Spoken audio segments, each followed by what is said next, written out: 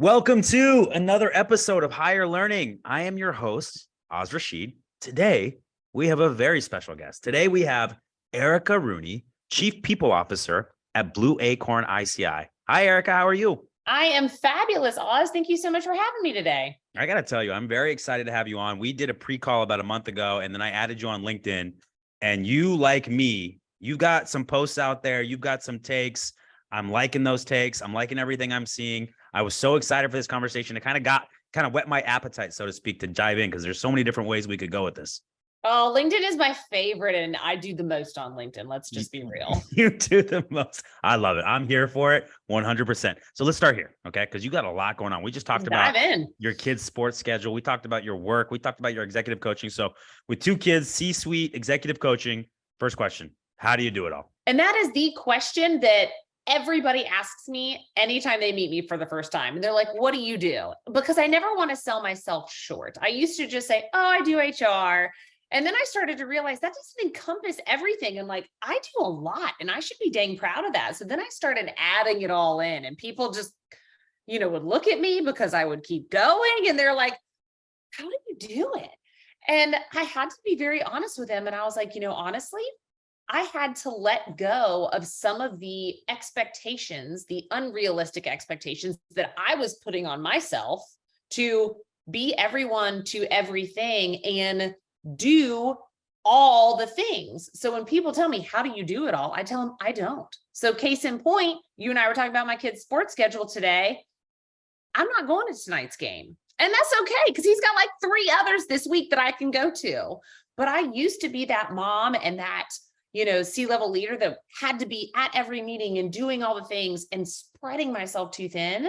And when I finally decided to let go of these unrealistic expectations that nobody else was putting on me but myself, I was able to actually do more stuff. Ooh, I really like that answer. And there's a big time lesson in there for many people earlier in their career, probably spreading themselves too thin in a lot of ways. And you just have to understand and accept, I can't be in every meeting. I can't make every decision. And being in the role you are, I bet it helps to have an incredible team that you can delegate things to with complete trust.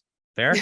Having a strong team is the most important piece of this. And I'll tell you a great story. I actually was with my payroll and benefit specialist the other day, and she goes, well, you saw that email. And I said, well, I saw it come through, but then I saw it was directed to you, so I deleted it. Do you need anything?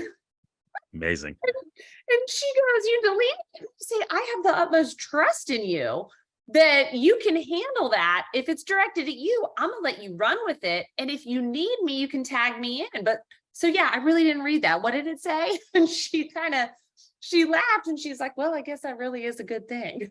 It's empowering. It's vulnerability on your part. We've seen too many leaders who think they know everything or at least pretend to know everything. That's not a great quality in a leader. So I love that. I think that's a great antidote. I got to ask this a little more holistically though. Okay. We're waiting for Celsius to sponsor our podcast. So we know how I get my energy. How do you get yours? Do you meditate? Do you get enough sleep? I mean, you got a lot going on. So how do you just keep your body and mind ready and where it needs to be?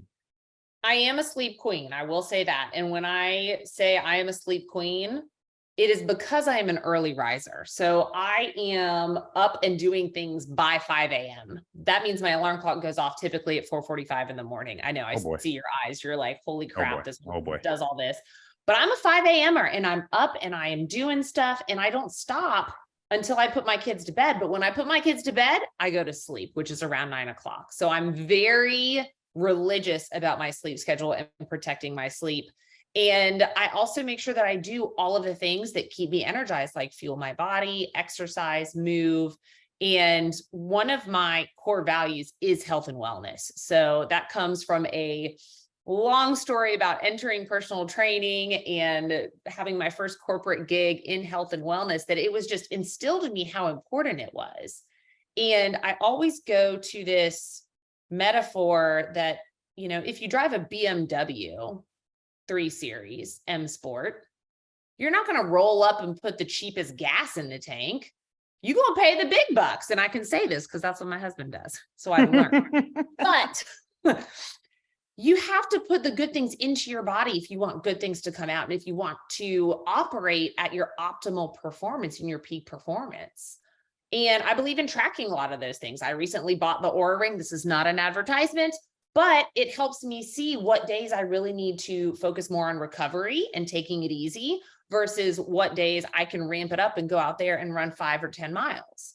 So huge person on what you put in your body is what you're going to get out, but sleep is the biggest. Future sponsor, Oura Ring, just getting rang out there. You got to love that. And I got to say this, I love the car analogy because what I tell my kids, and I got 4 of them myself, is your body, imagine it's a car that you can't get rid of for like 80 to 90 years, right? And you just take a completely different approach now to making sure it's washed, making sure you're putting in the right fuel, making sure you're getting that oil change. It's the same thing because this is what we've got for our lives. And so you've got to treat it well. Otherwise, it's going to be breaking down on the side of the road in the not too distant future. So I love that car analogy. Something came to mind when you said waking up at 4:45 in the morning, though. And I don't want to get too personal here, but as a husband, I'm thinking about my sleep schedule. Are you and your husband on the same sleep schedules? Absolutely not. Opposite, huh? We are complete opposites. He does not get out of that bed until I'm probably getting the kids out the door around 7 in the morning, but he stays up much later than I do. And there is no way in heck that he could ever adapt to my sleep schedule. And I don't want to try to adapt to his, but I talk with a lot of women that I work with, and I tell them that they have to find what works for them. And that's the same like in any marriage as well. Like he's not going to do what I do, and I'm not going to do what he does. He operates, optimally at night. Yeah.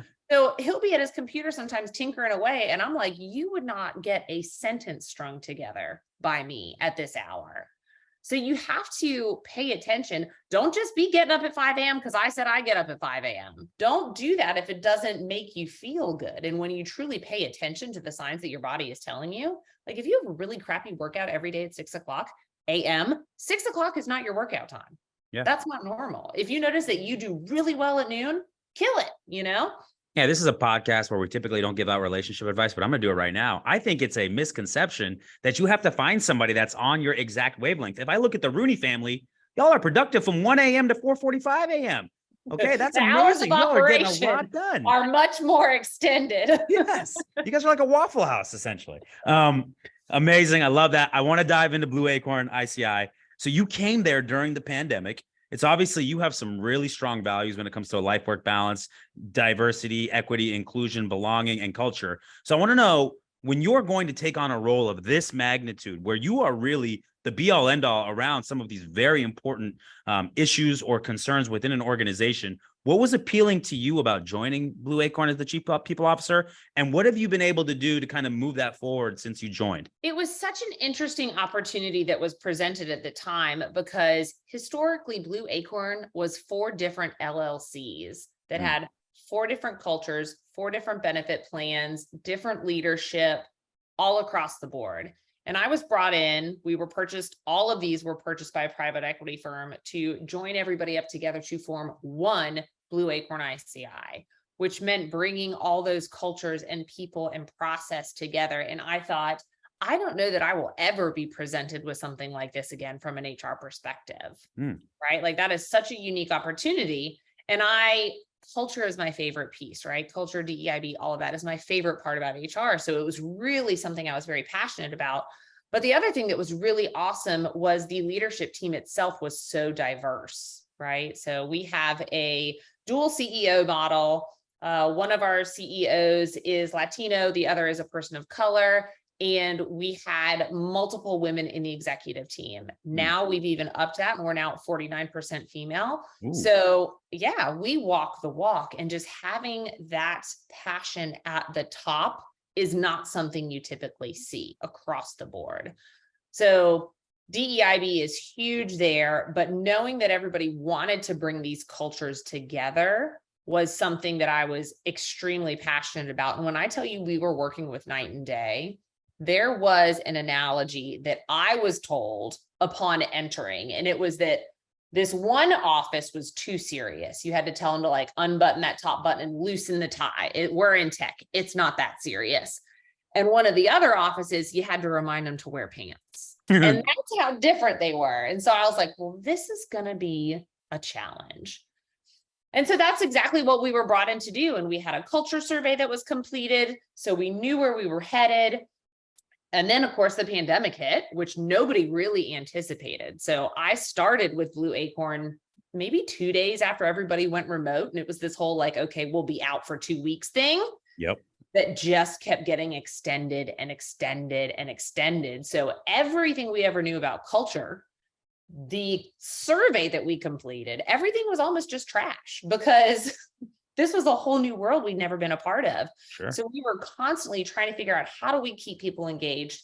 How do we care for our people? How do we operate in this crazy tech environment where salary swings were across the board and continue to make our business profitable? And it was not easy. We had some hard times because we went the route that we decided we weren't going to adopt these wide salary swings that people were doing. I mean, we had people leaving for $100,000 more a year. It's insane. But those companies that were hiring people for $100,000 more are also the companies doing tech layoffs. Yep. 100%. We haven't had to do any of that. So now that we're on the other side of this crazy COVID mess that there was, and we can actually pat ourselves on the back a little bit to say we made it through some hard years, but we did not have to cut people's jobs.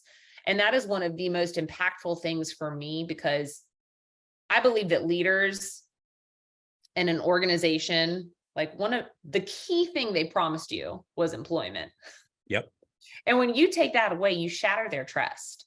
And you also shatter the trust of your entire employee population, because who's not to say that they're next? Yeah, there's a difference between short-term and long-term thinking. And a lot of times the short-term decisions a business has to make are because they're looking at the longer-term view. There's so many different things that you said there that I want to bring up. I remember walking out of here, I think it was like March 13th or something like that, and like telling everybody like, hey, grab your stuff, grab your monitors. You know, we're probably going to be gone for at least 2 to 3 weeks.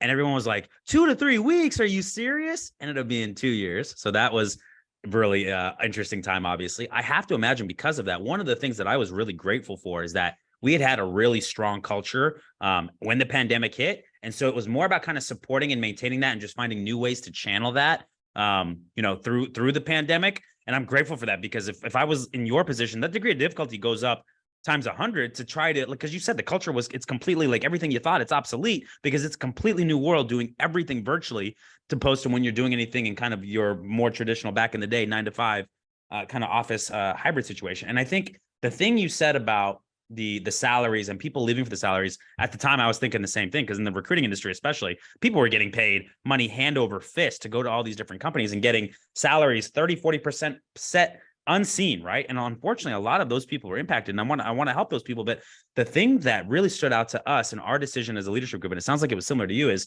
we do not set our core values as an organization solely based on what we see happening externally, right? We're not, oh man, next door, they've got a ping pong table. We got to get a ping pong table. They're doing this. We got to do this. We have core things that we believe as a leadership and as an organization, and specifically in myself as a founder, that we're going to adhere to through rain or shine. And that's not to say that we won't take in new data and new information and change accordingly, but just to be changing to the whims of what your competitor's doing or what you see happening, I think a lot of times that can lead to mistakes. Like you said, the employment is really the key agreement. When you bring somebody on, I take that super seriously. In fact, I go out of my way to talk about one of the biggest reasons where employees and employers mess up is that there's this lack of trust. And a lot of that is because so many decisions recently have been made as if we're looking at line items and saying, well, we got to get rid of that. We got to do that. These are people's lives, and you don't treat them like numbers. And so that doesn't mean you can make every decision that everybody's going to love and agree with, or that's not going to impact individuals. But if you're looking at that bigger picture and you're doing it in the right sense based on your core values, I think you're going to be in a better spot than that. And so I'm really glad you said that. And like I said, I'm sure at times you had to question that as people were walking out the door, but now you look at it and you say, we probably made the right decision. Yeah. Our retention, was very rough during those first few months, years of COVID. It's like, God, time is irrelevant, during that time span. But we did a lot of education for our people, because they will not understand why you are not doing something or why you are doing something unless you explain it to them. So we tried to be as clear as possible with them about what we were trying to do. And the message was very consistently, we're trying to keep everybody employed. Smart. We can't meet all of these salary demands. And, if you want to leave over here to get 30-40% more, best of luck. Like, we want that to work out for you. That's amazing. That's not going to work in our organization. Here are the things that are going to work in our organization right now that we're really strong with, and we're going to continue to be strong with, and we're going to grow you and give you these opportunities and all of these other things. But that flashy salary, we can't touch right now. I think that's the right thing, because I look at these technology companies and I say this, without hindsight, but I think they looked at the pandemic and was like, well, everybody's going to be inside all the time and they're just going to be using technology time, and consumption is going to go up, up, up. And it was bound to happen that things were going to normalize at a certain point. And so I think the companies that took a more judicious effort there, and to your point, explain the logic of what they're doing. Again, not everyone's going to always agree with you, but at least if people know where you're coming from and you have transparency on why you're doing what you're doing, I think that really stands out with an employee base. So I love that. I want to ask you a little bit about your executive coaching, because you do that in addition to being the chief people officer with Blue Acorn ICI. What type of coaching do you specialize in? And then do you not have enough on your plate? Like, why are you making time for this? Listen, because it is what fills my cup. Okay. It is what lights a fire. It is what I am so passionate about, because I was once an individual contributor just starting out in corporate America with very few mentors or women like me to look to. So my executive coaching is strictly for women at this time, because my time is limited. That's who I love to engage with. And I work with them on how they can have it all, right? I have it all, they can have it all too. Here's just what they need to do. And I actually have them go through several areas in their life and rank it on a satisfactory scale. So it's stack ranked. Where do they think they need to work at or look at? What do we need to talk about? And we start with the pillar that is at the bottom. And then oftentimes as we move up, those pillars tend to change and shift based off of whatever's going on in their work environment, how they're adapting to things. But I work with them to bust through glass ceilings, because my main mission is to bring women into positions of power and to keep them there. And the keep them there is the big piece of it, because as we've seen all across the news lately, there are so many women who've made it into the top, and then they leave because none of the societal expectations have changed. None of the work-life balance has changed. And a lot of organizations don't fully support women who work. Fair. So that is my main goal with executive coaching. I absolutely do have enough on my plate, but I can't deny how much joy and fulfillment it brings me when I work with these women. Okay, so I'm curious now though. So when you find that those kind of societal things that have been in place for as long as they have, when you see you have a client that is encountering that at their work, how do you typically recommend they attack that? How do you recommend, is it a fight or flight type situation? What do you say to them there? And it can be, right? Depending on the type of organization that you're in and how people are willing to bend. But I put the onus on the individual, because we can only control ourselves. We cannot control the companies we work for, the leaders and the decisions that they make, but we can control how we respond.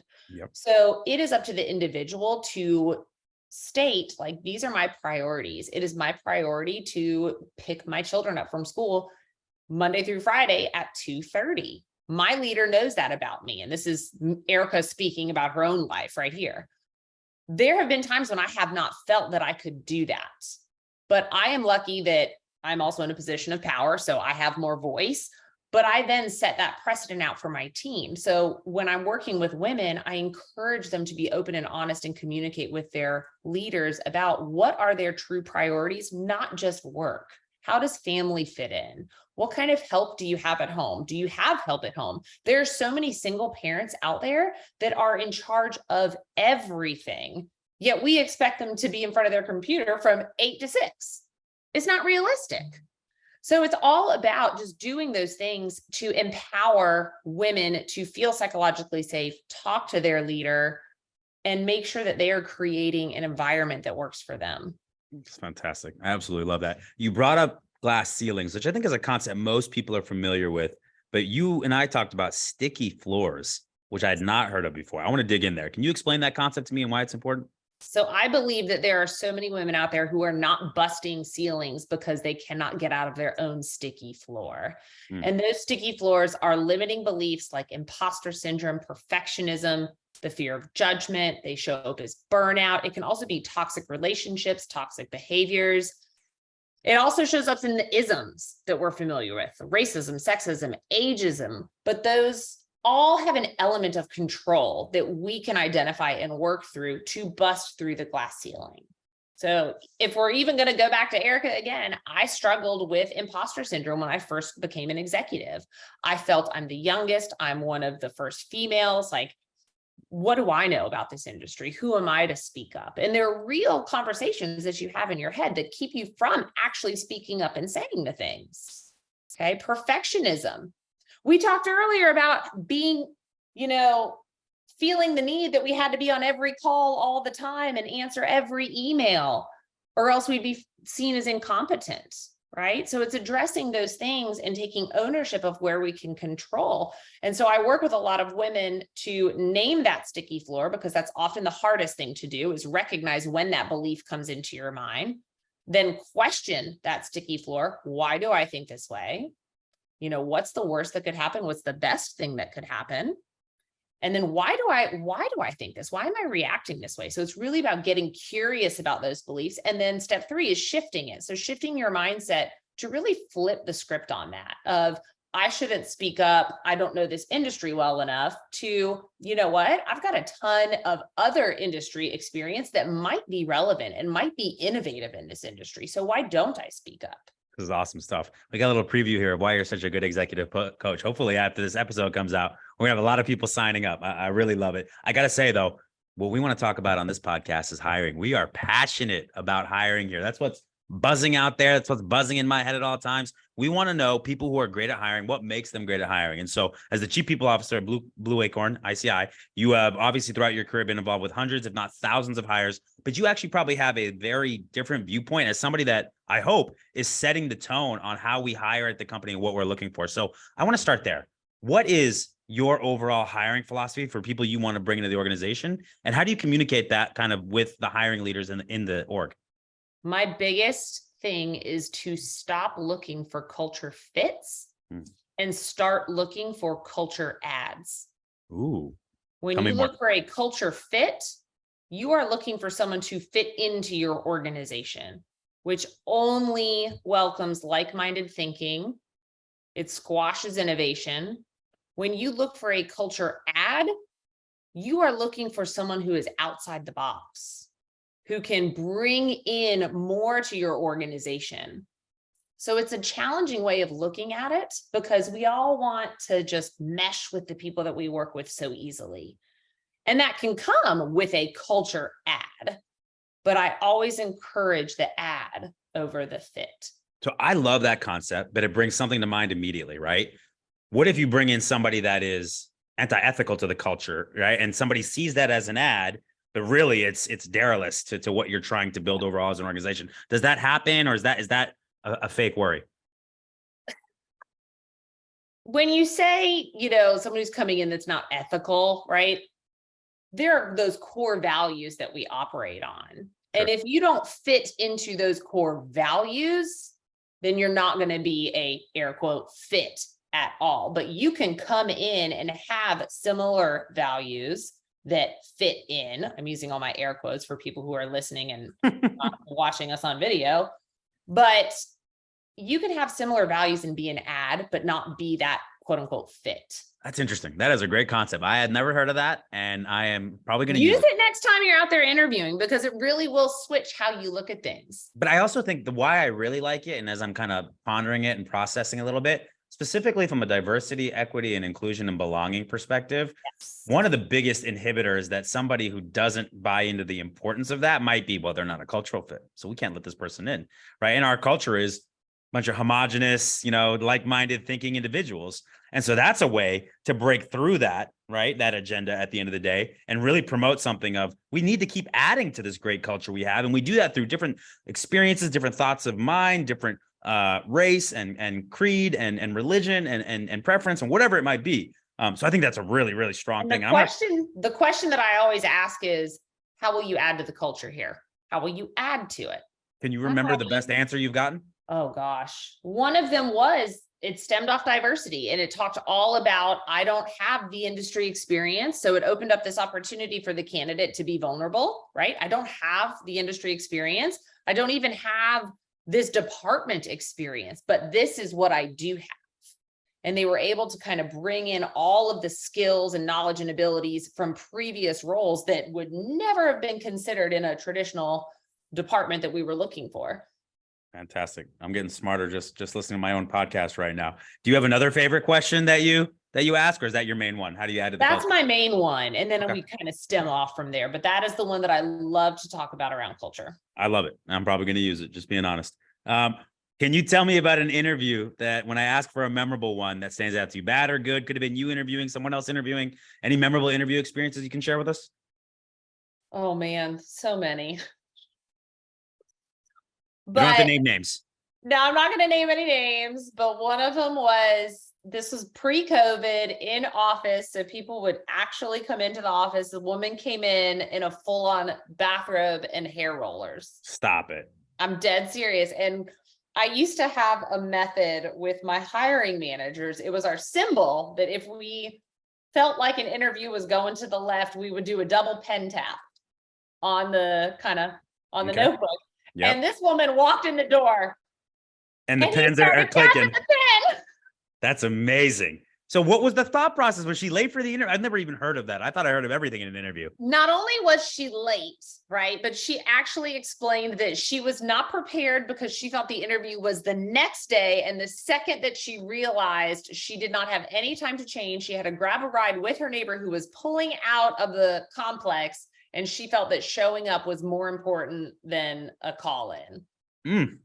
So you didn't like the relentless pursuit of excellence there, or that wasn't a right I offered her a chance for a redo. I was like, ma'am, I can appreciate your effort and your willingness to show up today. I was like, but I want you to feel like you are here to represent and your best self. So would you like to reschedule this interview?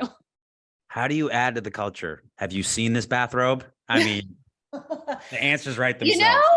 Listen, this was back in a time when people just wouldn't show up, So the fact that she just was like, screw it, I'm coming. I was like, I'll give her another shot. I like that. I gotta give her credit. She didn't get hired. No, she did not. She's not like on the track to be the CEO of the company, because that'd have made it even better story. Yeah, I did give her a second shot. She did come in for a second shot, but was not the criteria we were looking for at the time. I love it. So let me ask you a question. When you miss on somebody, and invariably we all miss, right? From time to time, do you have something that you look back on that you wish you would have done differently or thought differently? Is there a theme that comes up when you miss on somebody? I think the theme that I have always seen come up with both myself and with hiring managers, and this is being just brutally honest, is we form a snap judgment about people, whether good or bad. Yep. Right. A lot of times it's, wow, I really like this person. I connect with them. They're right on my level. They fit in so perfect, that we don't ask the questions that we should have pre-designed, and that we let our unconscious mind guide us down this path, which only show us answers we want to see or hear. And so we're completely blindsided when they show up as their true selves, but we haven't asked the questions that we intended to ask. We went out on left field because we really liked the person. So for me, what I have seen in my own self and what I have seen in others, it's when someone walks in the door and for whatever reason, we make this snap judgment about liking or not liking the person for whatever reason.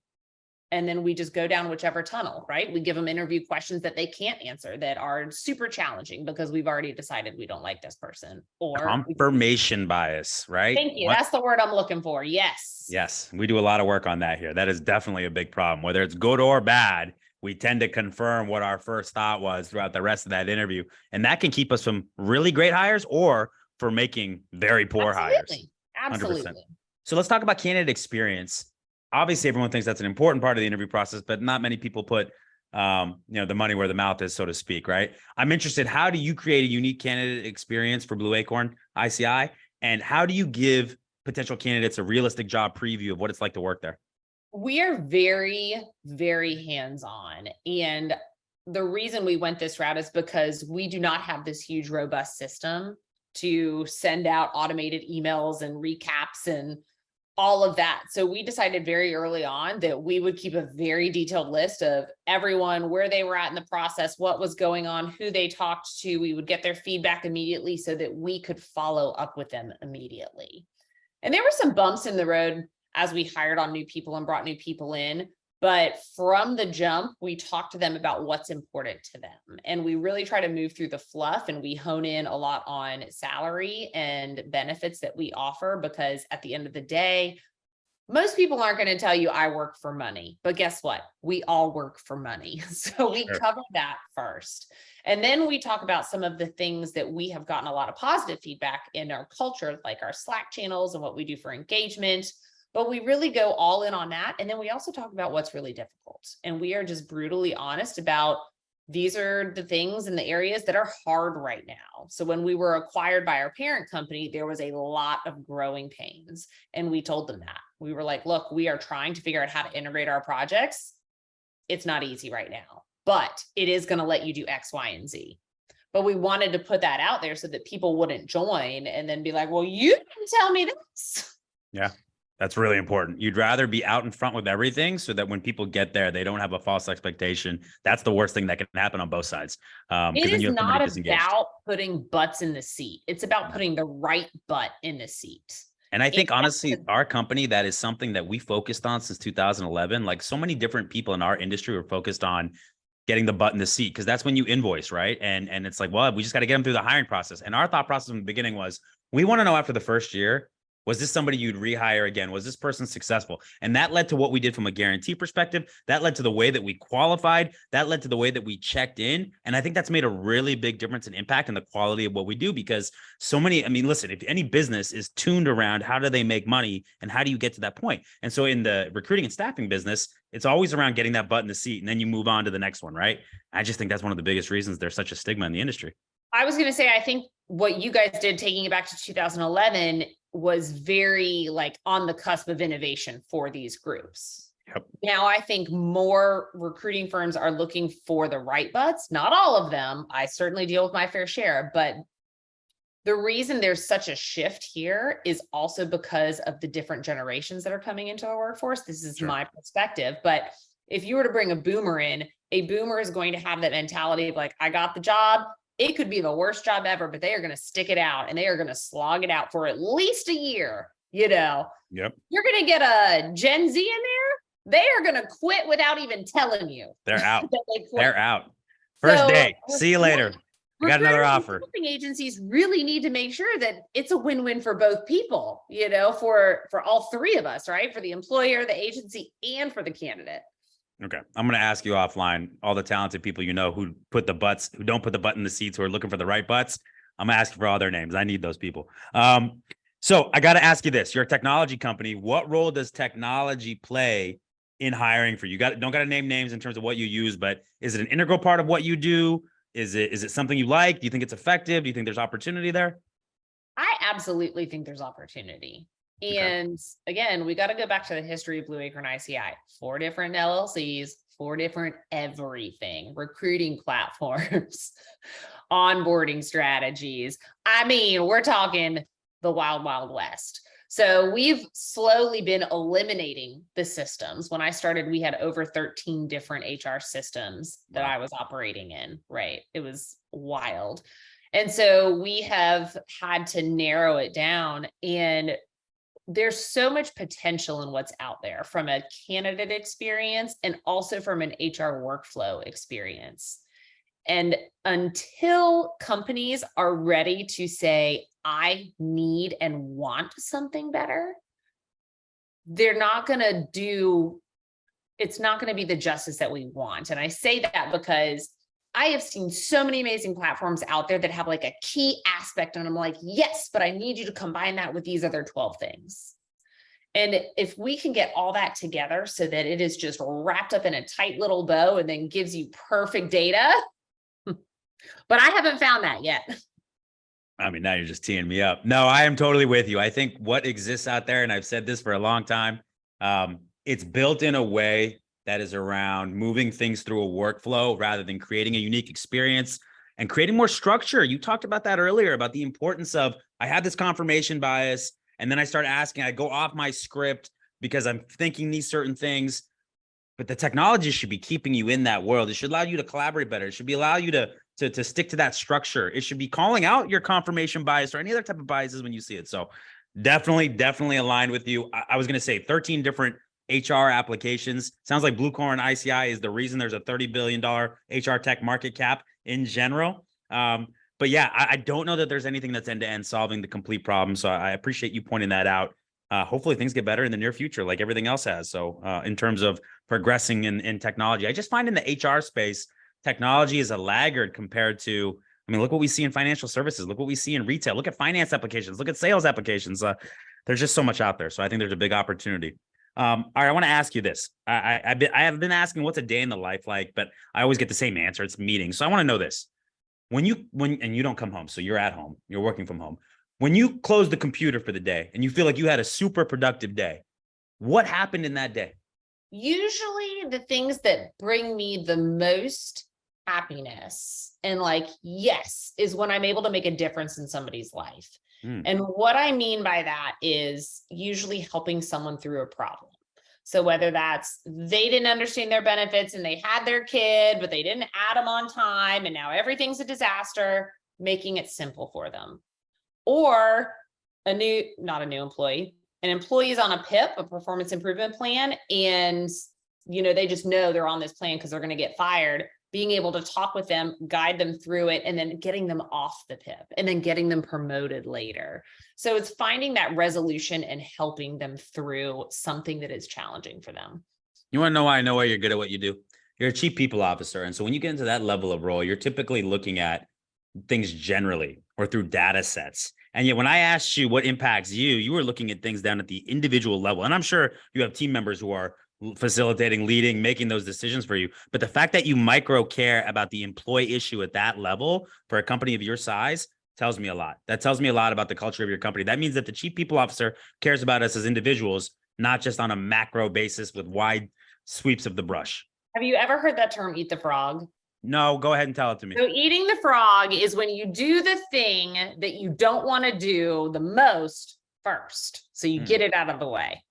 So I am, like you said, I'm so passionate about my people and talking with my team and working with them that I could get lost in that all day and I will not do the chief people-y business stuff, right? So I sit down and I block off time on my calendar at the beginning of the day and I'm like, I'm going to look at this, let me do the strategy piece of it. And I sit down and I just dive into it.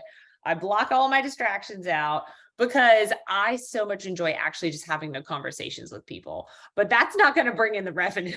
So yeah, you got to do both. You got to find a way to balance both. But I get that done first so that then I can spend the rest of my day working with the people. I love that. Is there something you're working on right now that you're super juiced about? Something that gets you out of bed in the morning that you're excited about? I mean, all this stuff that I'm doing is so exciting. I get to drop these podcasts every week. I get to talk to amazing women all the time. Wait. Podcast every week? This isn't your first podcast ever? Oh no, I have my own podcast too. Oh my god! No wonder you're so good at this. I was thinking now I'm feeling add that to the list of things that I do. I drop 2 episodes a week. Oh man! But I talk to all these amazing people, and I just put together some new content that I'm going to get out to everybody. That's all about how I actually do it all, but it's the practical pieces of it, right? It's all about productivity and what I call maximizing your MVP. MVP historically is minimal viable product, which is like the very basics of a product that you can give out to an audience to see if they'll use it. But for me, it is minimal vigor prereq. What is the minimum amount of work that I need to do to get the maximum result? Ooh. And I'm about to blast that out to all my people later this week. So like just all that stuff gets me super pumped up. Ooh, I like that. All right. I got an old LinkedIn post here that I've been dying to ask you about. So you have a lot to choose from. We talked about this earlier. But this was probably my favorite. It's short and sweet. Ever lied to your boss? I have. Let's talk about it. It's such a catchy one, right? Because it really is good. Threw that out there, and I was like, I gotta put this out there and see if my boss actually says anything to me. Did he or she comment? And I was like, no, it's not you. Pipe down. But yes, I used to feel like I had to lie to my boss all the time, and this was right when I became a new mom. I was relatively new at a company, and this is not because of anything that my boss said to me at that time. It was my own insecurities. It was how I looked at the situation and what I felt other people were doing or saying or thinking about me. So as a working mom in an HR role, I felt like I had to have my butt in the seat from 9 to 5. which included an almost hour-long commute on both ends. But I just always wanted to be with my kids. And so there was always this pull. And I never felt like I was being a great HR team member. And I never felt like I was being a great mom because I always felt ripped in half. And so I would find myself sneaking out. I would find myself lying about having to leave early for a kid event, all of these things. And so I would consistently lie and tell these fibs of like, oh, I have to go to the dentist office, or I have to do this, I have to do that. But I was never truly being who I was as a person because I didn't feel good about lying or sneaking out, but I also didn't feel good about being with my kid, not being with my kids. So it was a really challenging time for me. And that's part of why I'm so passionate about all the way that I lead today. And so you can see everything that's behind me in this video camera. It is kid toys, disaster zones. I work in the playroom. It is my office as well. And I do not put up blurred backgrounds. I do not let other people see that it is any different than that. And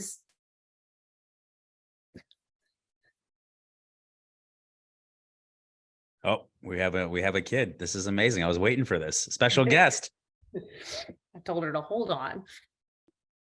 Anyways, you could edit that part out. I don't know if I'm going to. I think I'm keeping that. That's amazing. See, that's going to exactly what we're talking about. We want the true Erica. We just got it. That's what you get. Little Hallie saying, I'm locked out. There's a reason you're locked out. But I just always felt like I could never bring my whole self to work. And it's a big piece of the DEIB that I think is missing in the belonging section because, and we touched a little bit on this, but corporate America is not made for working moms in the traditional mindset. It's made on this, you've got to be present 9 to 5. All of my bosses were white males that had stay-at-home moms, taking care of their kids, getting dinner ready. You know, I was rushing out the door to pick up my kid before that daycare, you're late clock started, and I was getting charged for every minute. So I lied a lot, you know, and then I moved up the chain into the executive team, and I decided that I would never let another person on my team feel as if they had to lie about whatever they had going on in their personal life, whether that was kid related, pet related. They just want to go get Botox related. I don't care. They can do whatever they want in their personal time as long as they are showing up at work fully and authentically themselves. I love that. And if you ever want to give a sense of perspective to some of those white male bosses with the housewives at home, my wife went out of town for 4 days, right? 2 weeks ago. And the level of stress I had trying to do my job, think about my job, get the kids to school, put the lunch in, get home, make sure all these different things were in place. I mean, I was about to melt. I mean, by the time she came home, I had like a big sign up at the airport saying, welcome home. I miss you so much. So my perspective was definitely changed. And I appreciate you bringing it up because I think it's something that happens at every company, right? With mostly females, but some males too. And that ability to be your authentic self is what every company should want out of its employee, especially those that are hiring the whole person. So I think that is a amazing detail to your story. And I'm so appreciative that you're just being yourself. And I love that background. I love it. I love Hallie trying to get in the door. I'm here for all of it. I'm going to ask you one last thing before you unlock the door and let her in. Do it. If you had to amplify one nugget of career advice that you have now that you didn't have early on in your career for our younger listeners out there, what would you say? Do the thing you're scared of. Just do it, because ask for the stretch assignment, apply for the job you didn't think you could get, and network the hell out of every event you go to. Ooh, I love that. All right. So if people want to find out more about Erica Rooney and they're going to want to find out more about you, what's the name of the podcast? How do they get a hold of you? What do we do? Yeah, the podcast is From Now to Next, and you can find that wherever you are listening to this podcast. And then you can find me on all the social channels. I'm on LinkedIn. My name is Erica Anderson Rooney, and I'm on Instagram, Facebook, and I even embarrass myself on TikTok from time to time. I love it.